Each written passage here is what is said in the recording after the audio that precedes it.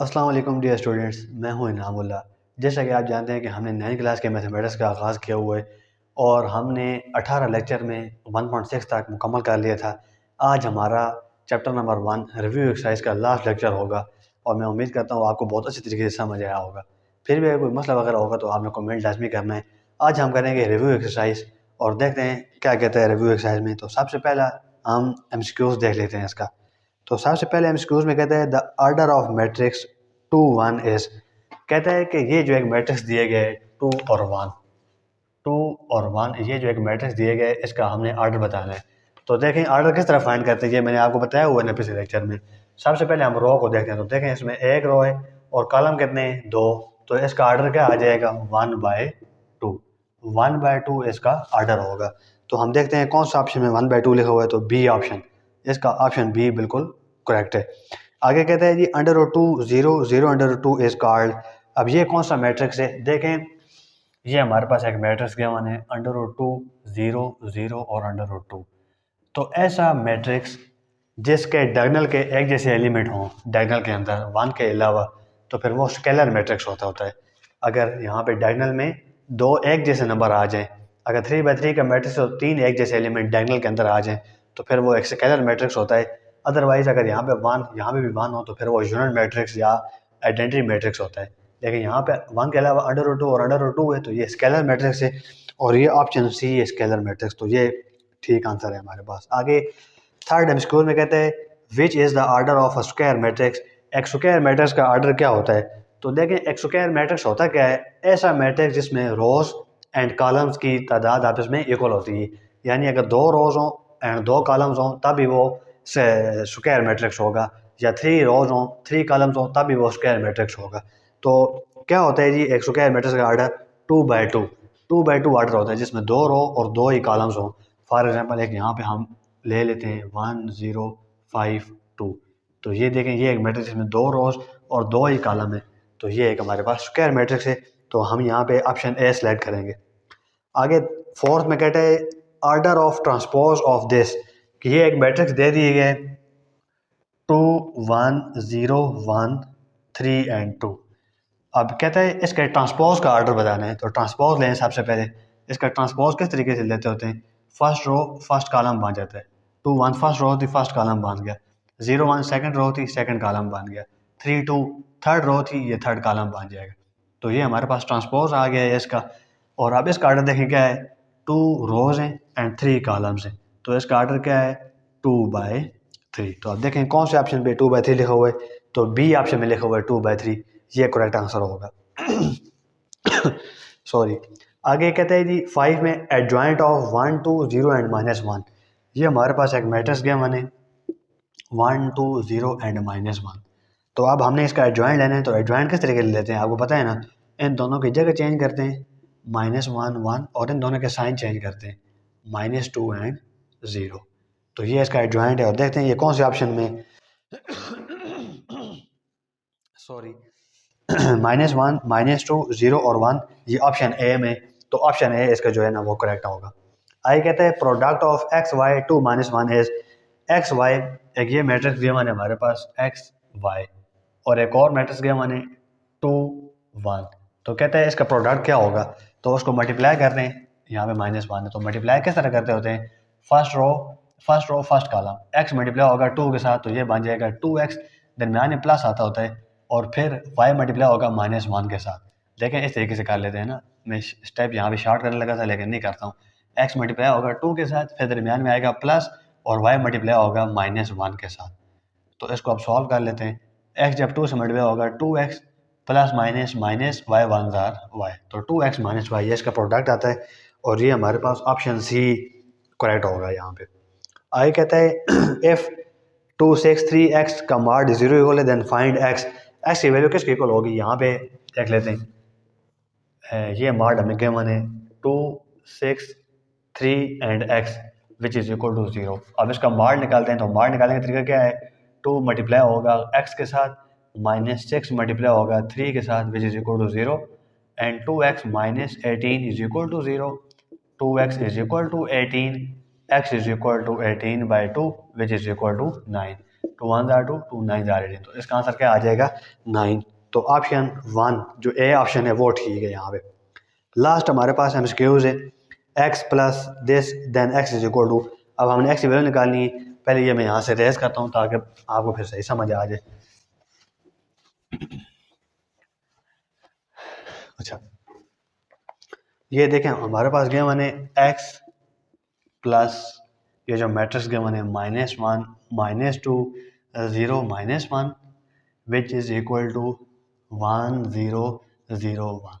अब हमने बताना है कि x की वैल्यू क्या होगी, यानी ये कैपिटल X किसके इक्वल होगा। तो देखें capital X as it is और ये वैल्यू भी एज इट इज़ 1 0 0 और 1। अब ये जो मैट्रिक्स है इसको हम उस तरफ लेके जाएंगे तो ये प्लस माइनस हो जाएगा उधर जाके -1 -2 0 एंड -1। अब इनको माइनस कर दें। माइनस करने का तरीका आपको आता है 1 माइनस माइनस प्लस 1 0 और minus minus plus 2 0 minus 0 1 minus minus plus 1। अब इसको यहाँ पे सॉल्व कर देते हैं 1 + 1 2 2 0 और 2। तो ये इसका आंसर है। और देखते हैं ये कौन से ऑप्शन में 2 2 0 2 ये डी ऑप्शन है हमारे पास 2 2 0 2। तो डी ऑप्शन ये जो है ना बिल्कुल एक्यूरेट होगा। आगे क्वेश्चन नंबर 2 में देखें क्या कहता है। क्वेश्चन नंबर 2 में कहता है complete the following 0 0 and 0 0 is called. तो ऐसा मैट्रिक्स जिसमें सारे एलिमेंट जीरो हो जाएं तो उसको नल मैट्रिक्स भी कहते हैं, जीरो मैट्रिक्स भी कहते हैं। तो यहाँ पे नल मैट्रिक्स भी आ सकता है एंड जीरो भी आ सकता है, तो दोनों एक ही नाम है। आगे कहता है 1 0 0 1 इज कॉल्ड। तो मैंने आपको बताया है ना एक मैट्रिक्स के अंदर अगर डायगोनल एलिमेंट एक जैसे हों 1 1 तो वो यूनिट मैट्रिक्स भी होता है, आइडेंटिटी मैट्रिक्स भी होता है। दोनों नाम है उसके, जो मर्जी आप उसको कह दें, आइडेंटिटी मैट्रिक्स भी और यूनिट मैट्रिक्स भी। आगे थर्ड पार्ट में कहता है एडिटिव इनवर्स ऑफ दिस। तो इसका एडिटिव इनवर्स निकालना है। तो देखें ये हमारे पास गिवन है 1 -2 0 एंड -1। तो एडिटिव इनवर्स किस तरीके से निकालते हैं, नेगेटिव साइन अप्लाई कर देते होते हैं। इस तरफ नेगेटिव साइन अप्लाई करेंगे 1 -2 0 -1। अब इनके अंदर साइन चेंज कर दें, जीरो जब अंदर मल्टीप्लाई होगा साइन चेंज हो जाएंगे। ये +1 था -1, ये -2 था +2, ये 0 एज इट इज़, ये -1 था तो ये +1 हो जाएगा। तो -1 2 0 1 यहाँ पे आपने आगे लिख देना है, ठीक है। जो ये जो आंसर आया ना हमारे पास ये आपने यहाँ पे लिख देना है यहाँ पे। आगे देखते हैं क्या कहता है। फोर्थ पार्ट में कहता है जी इन मैट्रिक्स मल्टीप्लिकेशन कि अगर हम एक मैट्रिक्स को मल्टीप्लाई करें then in general A B B A. तो कहते हैं अगर हम दो मैट्रिक्स ले लें ए और बी, अगर ए को बी से मल्टीप्लाई करें या बी को ए से मल्टीप्लाई करें तो आंसर क्या इक्वल आएगा। तो ये आपने याद रखना है। सिंपली अगर हम ए को बी से मल्टीप्लाई करें तो वो इक्वल होगा बी ए के, यानी ए बी इक्वल होगा बी ए के। लेकिन मैट्रिक्स इन मैट्रिक्स अगर ए और बी हमारे पास दो मैट्रिक्स हों तो फिर ए बी कभी भी इक्वल नहीं होगा बी ए के। तो यहाँ पे आपने दरम्यान में लिख देना है कि मैट्रिक्स इन मैट्रिक्स मल्टीप्लिकेशन दो मैट्रिक्स जब हम मल्टीप्लाई करेंगे तो ए बी फिर नॉट इक्वल टू बी है। तो आपने यहाँ पे नॉट इक्वल टू का निशान लगा देना जिस तरह मैंने यहाँ पे लगाया है। आगे कहता है जी matrix A plus B can be found if order of A and B. कहता है ए और बी दो मैट्रिक्स ए और बी वो किस वक्त प्लस हो सकते हैं, उनका ऑर्डर क्या हो तो वो प्लस हो सकते हैं। तो देखें दो मैट्रिक्स को प्लस या माइनस करने के लिए मैंने आपको बताया था ऑर्डर सेम होना बहुत ज़रूरी है। अब यहाँ पे देखें ये इन दोनों को मैंने प्लस किया है, माइनस किया है। तो कैसे माइनस किया है, इसका ऑर्डर भी 2/2 इसका ऑर्डर भी 2/2 तो तब ये माइनस हुए हैं। अदरवाइज अगर एक मैट्रिक्स का ऑर्डर 2/1 है और दूसरे का ऑर्डर 2/2 है तो ये कभी भी आप इसमें प्लस या माइनस नहीं हो सकते, इनका ऑर्डर सेम होना बहुत ज़रूरी है। तो यहाँ पे आंसर आएगा if order of A and B is same. तो आपने सिर्फ यहाँ पे लिख देना है सेम इस तरह बस। आगे कहता है जी a matrix is called dash matrix if number of rows and columns are equal. तो आपको पता है ना ऐसा मैट्रिक्स जिसमें number of rows and number of column equal हो तो वो कौन सा मैट्रिक्स होता है, वो स्क्वायर मैट्रिक्स होता है। ऐसा मैट्रिक्स जिसमें रोज भी दो हों कॉलम भी दो हों, या रो एक हो कॉलम भी एक हो, यानी number of rows and number of columns equal हो तो उसको हम स्क्वायर मैट्रिक्स कहते हैं।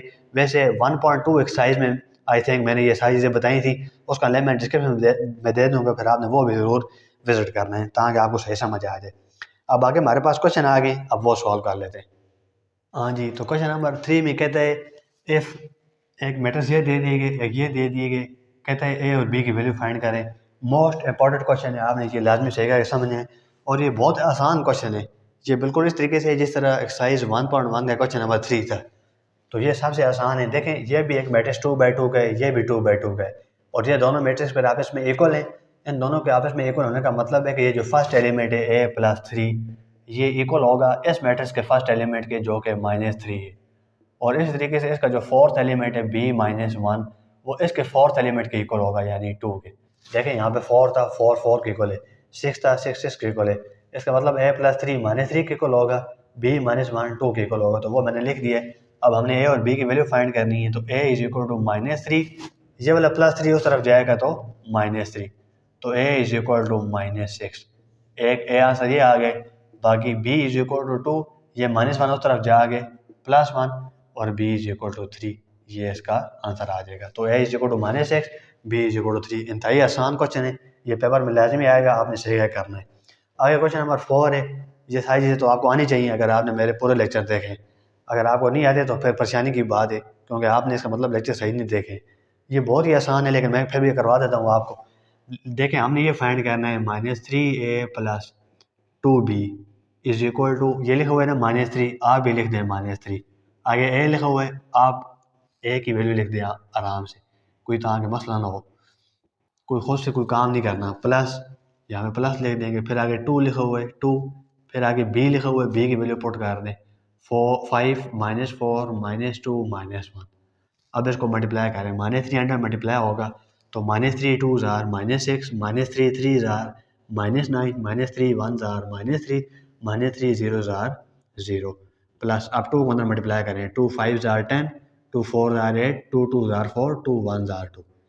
अब इनको प्लस कर दें तो आपके पास आंसर आ जाएगा -6 प्लस 10 -9 प्लस -8 -3 प्लस -4 0 प्लस -2, तो ये इसका आंसर आ जाएगा। बस एक स्टेप हम सिंप्लीफाई कर देते हैं इसको, 10 -6 4 -9 और -8 -17, ये -7 और ये 0 -2, तो ये इसका आंसर आ गया।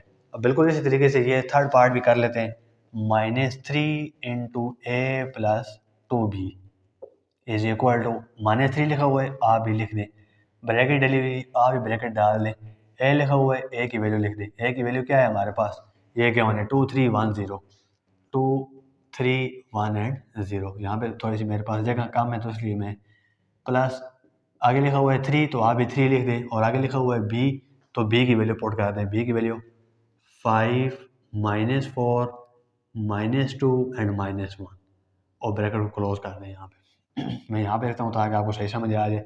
-2 as it is, -2 as it is, आगे ये 2 3 1 एंड 0 ये भी एज इट इज़, और प्लस, सॉरी यहाँ मैंने बार -2 लिख दिया, -3 आएगा यहाँ पे, और यहाँ पे भी -3 आएगा। अच्छा, प्लस अब 3 अंदर मल्टीप्लाई हो जाएगा, 3 5s are 15, 3 4s are 12, -3 2s are 6, -3 1s are 3, और ये ब्रैकेट क्लोज। अब इस तरीके से -3 लिख दें। अब अंदर इनको हमने सॉल्व करना है इन दोनों को, तो 2 + 15, अच्छा 3 ± -12, 1 ± -6, 0 ± -3। आगे जी -3 इंटू 15 + 2 17, 3 - 12 -9, 1 - 6 -5, 0 -3 -3। अब इस -3 को अंदर मल्टीप्लाई कर दें, तो -3 जब 17 से मल्टीप्लाई होगा तो 17 3 यहाँ पे कर लेते हैं, 3 7 21, 1 लगाया, 2 कैरी, 3 1 3 + 2 5, तो 51 -51, और minus minus plus 3 9 27, minus minus plus 3 5 15, minus minus plus 3 3 9, तो ये इसका आंसर आ जाएगा। अब इसका एक पार्ट और रहता है फोर्थ, वो कर लें, फिर हम आगे चलेंगे क्वेश्चन नंबर 5 की तरफ। पार्ट 4 में देखते हैं, यहाँ भी मैं लिख लेता हूँ। पार्ट 4 जो है इसी का, वो क्या है जी हमारे पास बुक में, 2/3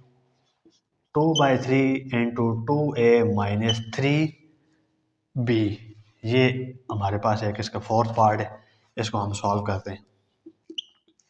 तो देखें 2/3 के साथ मल्टीप्लाई करना है किसको, 2a - 3b को, तो पहले 2a - 3b निकालेंगे।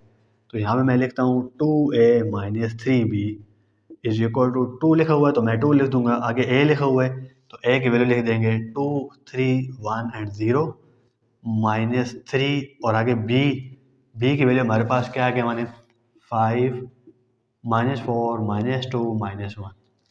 अब मल्टीप्लाई करें, 2 2 ज़ार 4, 2 3 ज़ार 6, 2 1 ज़ार 2, 2 0 ज़ार 0, -3 5 ज़ार 15, 3 4 ज़ार 12, 3 2 ज़ार 6, 3 1 ज़ार 3। अब इन दोनों को माइनस करें तो 4 -15, 6 minus minus plus 12, 2 minus minus plus 6, 0 और माइनस माइनस प्लस 3। तो अब इसको सॉल्व कर लें। 4 -15 -11, 12 + 6 18, 2 + 0 2, 0 + 3 3। तो ये हमारे पास 2a - 3 भी आ गया। अब इसको हमने 2/3 से मल्टीप्लाई करना है। तो यहाँ मैं लिखूँगा 2/3 into 2a - 3b is equal to 2/3 as it is, और 2a - 3b का आंसर हमने ये निकाला है -11, 18, 2 और 3।